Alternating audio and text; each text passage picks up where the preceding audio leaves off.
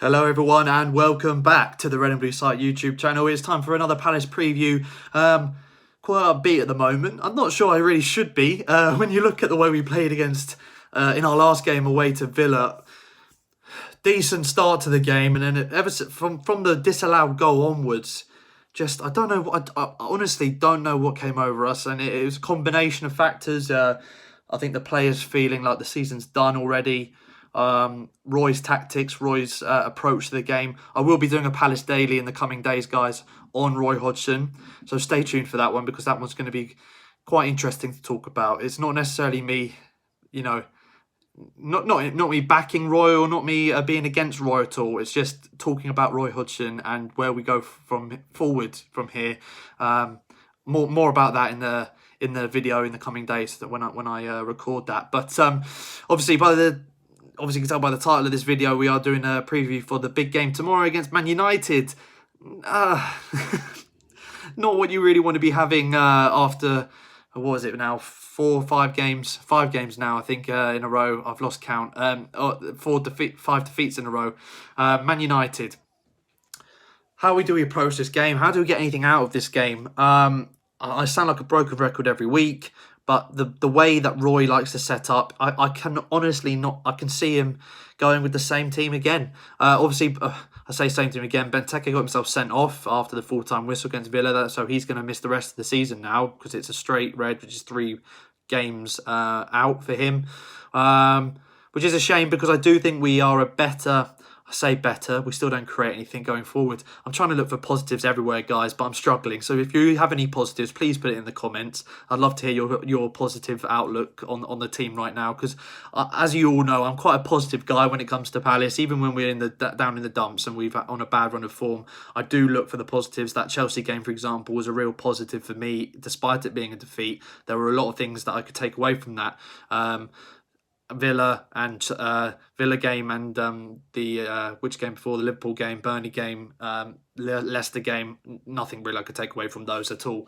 But yeah, going into the United game, I was saying one thing I could take away from it really was with Benteke playing is that he at least offers more of a focal point. He wins so many headers in the air, Benteke. I think he's been one of our better players since coming back from the restart, and albeit he's scored 1 goal and his goal scoring form's just out the window. But I feel like he's almost not even playing that role anymore. I know he's our main striker in the team when he plays, but his flick-ons and his ability to link up play and hold up possession with the ball and link in players, I think is even more valuable than his goals at the moment. It has to be, because he can't score for toffee. He's awful in front of goals. So looking at the way every other part of his game, I think is okay. I think it's decent when he's playing well, but his finishing and everything around the net is just awful. So without him in the team, my point being, I think that we lose that focal point, we lose that person to hit, and obviously Roy Hodgson, the way he likes to set up and play, as we've seen this season, is more we don't have the people in the team to pass it through the lines and break the blocks and to play along the floor successfully. We can do nice little passing moves at time, but we aren't really that team, We don't really have the players. The midfield, when we're playing 3 DMs effectively in midfield, we don't have the players to do it. How I think the team will set up, and because of that, I think Ayew will obviously come to the middle. He should come into the middle anyway, and I feel like this is a great chance now to play a youngster. Will he play it against a big team? I really, if he's not going to play it against Burnley, or if he's not going to play a youngster or 2 against Aston Villa, I just can't see him doing it against United or Wolves or Tottenham in the final few games. Starting, I mean, coming off the bench, we might see them, but Pierrick and Mitchell are the 2 main ones, of course, who've been on the bench since the restart, and both of them have featured for brief moments. I'm talking 10 minutes or so each this season. And the only way I can see them playing is through an injury or coming off the bench, which is so silly to me when you look at how good Aaron Wan-Bissaka was and what a blessing that was to the team to see someone like that come through and get that chance and take the chance. Why wouldn't we want to try and do that again with these 2? I don't know. But the way Roy's playing right now, the way the team are, I can't see him turning to youth when really he should be getting some fresh energy, some players into the starting 11 that haven't been affected by this awful run of form.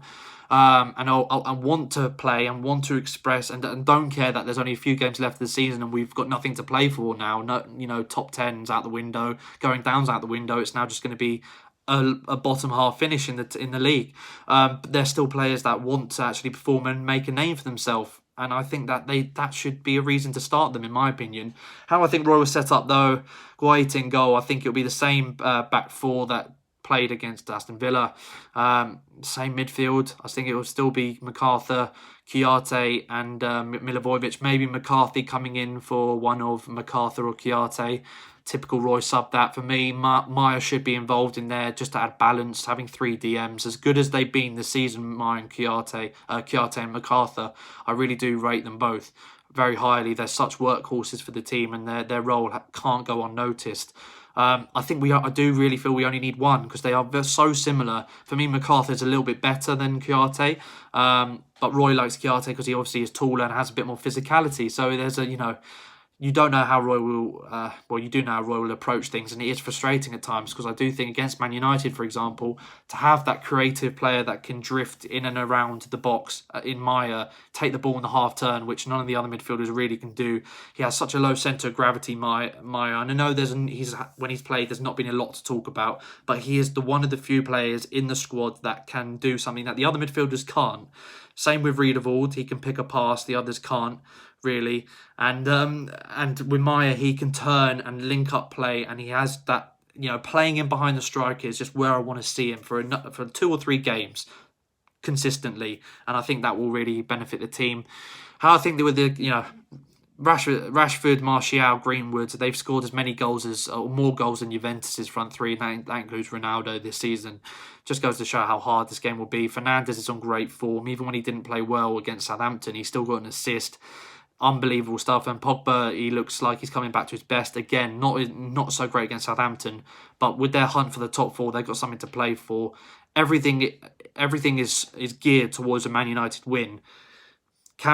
We've had that in the past and we've caused upsets, but do we have the mentality to do that this time round? I'm not too sure. Be interested to see what happens. My score prediction, though, I am going for. You got to go for a Man United win in this scenario. I can't see us getting anything, but Palace have proved me wrong in the past. Let me know your thoughts down below, guys, and the main talk in this preview is really how we're going to set up. Who's going to start in the 11? It's how do we change our approach in this game? How do we change the mentality in the squad? What is the main reason behind it? I'd love to know all your thoughts down below, and of course, stay tuned in the coming days for some Palace Daily Chat, and of course, our reaction to the Man United game. Like, share, subscribe if you're new to the channel, guys, and I'll see you all next time.